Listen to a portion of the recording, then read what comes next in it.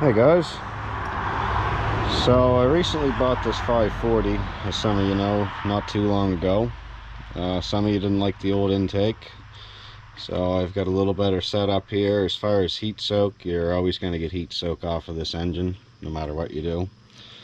But when I bought the car, as you can see, fairly new water pump, new hoses, new radiator, and driving the car along on the highway or low RPMs in 5th and 6th gear, it would start to overheat for no reason at all, which usually a car overheats when it's idling or being driven hard, right? So anyhow, after seeing all the parts and stuff the previous owner had put on for me for no reason, I got this little handy tool out, which this is a digital laser temperature reader.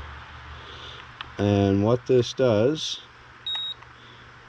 is you shoot your laser on your coolant hoses or whatever you want to read the temperature of, and it'll give you a live reading. So I drove the car till it started developing the issue, and then I got out with this handy tool, which every mechanic should have one of these. These are great. You can test converters if they're plugged up. You can do exhaust temperature readings. You can read the temperature of anything. It's a temperature reader. So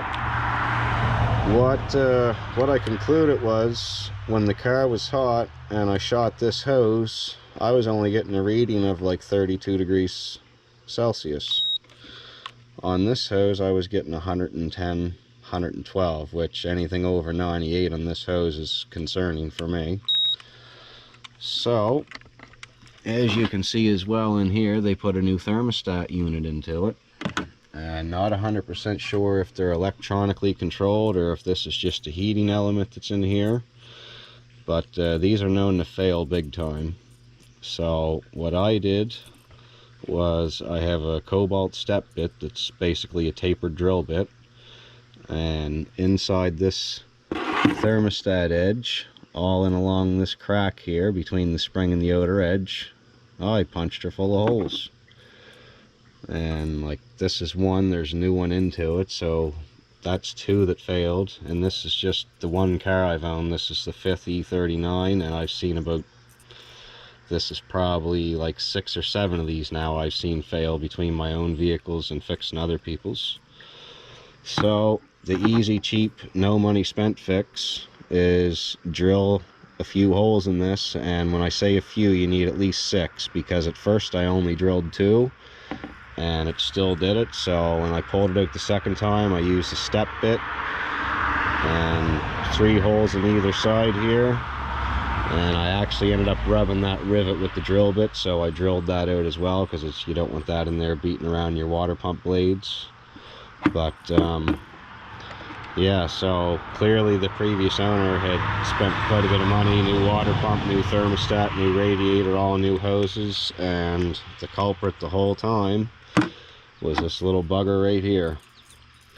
So unless you drive in cold winters, which a 350, 400 horsepower rear wheel drive car, probably not, driving this in the summer, this will actually make your car run cooler and your water will flow better through your cooling system. So anyway, that's the cheap, easy fix. The expensive fix, obviously, you would just go buy another one of these until you get one that works. But I'm not taking it apart any more time, so it's fixed for good now.